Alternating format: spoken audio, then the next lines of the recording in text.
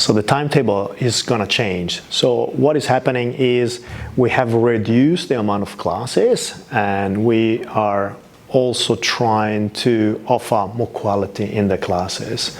So consider that every class is a Hatha Yoga. Hatha Yoga means a bunch of movements, asana postures, some breathing component or pranayama in itself, and some form of concentration or meditation. So all classes will have that.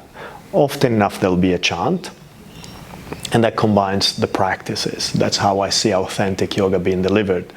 However, to guide you a little bit into maybe the theme or maybe the quality of each practice, we selected certain labels or certain Sanskrit terms. So not to let you be confused, some classes will be called stira, literally means, solidity or connection to the earth at some level. And the emphasis will be about the foundations, so generally feet, the arches of the feet.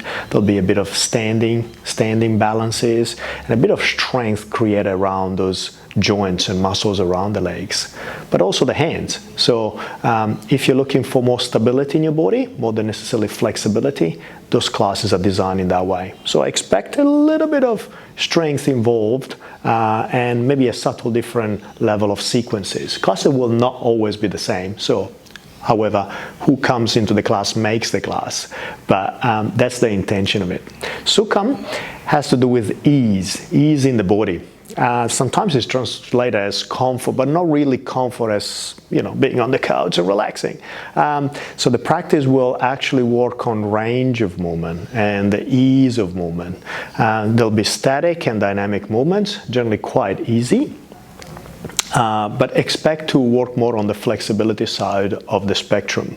Expect maybe a bit more relaxation than you would have had in the stira classes.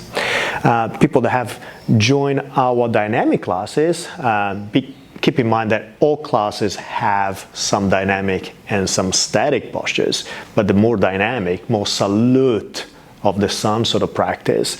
And we have two new terms. So one is Ojas. Ojas technically, Ayurvedically means juiciness in the body, has to do with the spiritual water element. So expect those classes to be a bit more fluid, in which the posture are held less, smooth, rhythmical movement, dynamic in many ways, in which the posture are not held very long, but quite flowing. Yeah? The tejas, as a term, implies again a bit more of a fire element, again spiritual fire, so the heat comes up. So those classes are still flowing and dynamically in nature, but will have a bit more held postures and a bit more intensity. Also to build up the agni and the strength, we're also including inversions and breathing practice that will create the heat. So those are the four new terms you're going to see. And maybe that gives you a little bit of a different flavor to the practice. Obviously, again, whoever is in the class makes the class, so expect a certain individual appreciation of yourself in the class.